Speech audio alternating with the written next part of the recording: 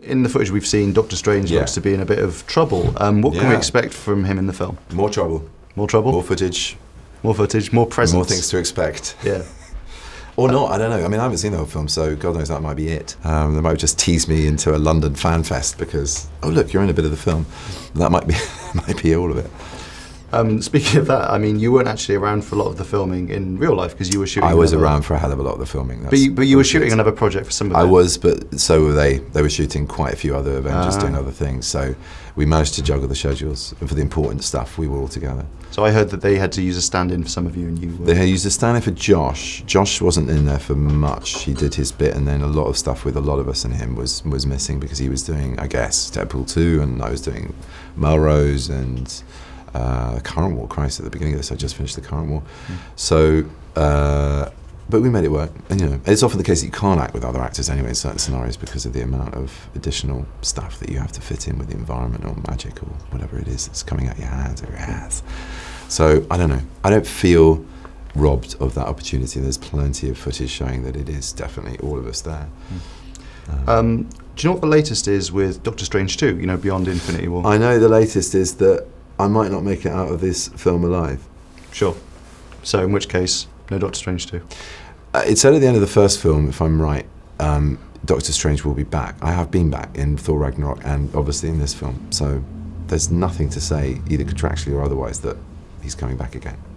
Since you first appeared in a Marvel film, have you noticed a difference in fan reactions or an increase? And has anyone said anything particularly odd to you?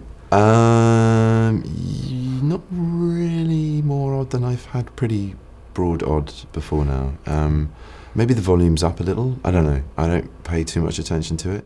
I just enjoy the graft. I enjoy the results. And the whole fan thing is sort of mind-boggling and pretty generous and wonderful and humbling, to be honest. So I've, maybe it's just because I'm a newbie, but I've got off lightly. If there is sort of the darker side of fandom out there, it hasn't really affected me too much. You know, the D23 was a huge sort of thing, like, oh my God, validation for what we tried to achieve. There was this roaring ovation when I stepped on stage, and I was like, I got something right as Strange, which is great because it matters to people and it matters to me that that we deliver.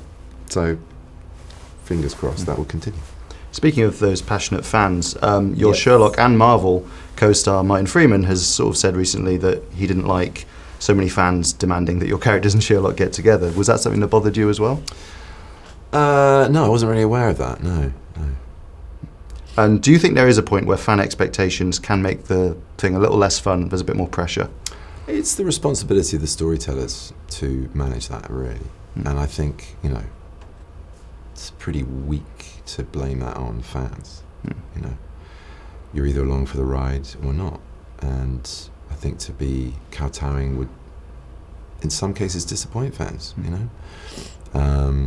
So, don't think it can all rest on that. I think there are more people responsible than the people receiving what you're working on. Yeah. I'm Peter, by the way. Doctor Strange. Oh, you're using your made-up names. Then I am Spider-Man.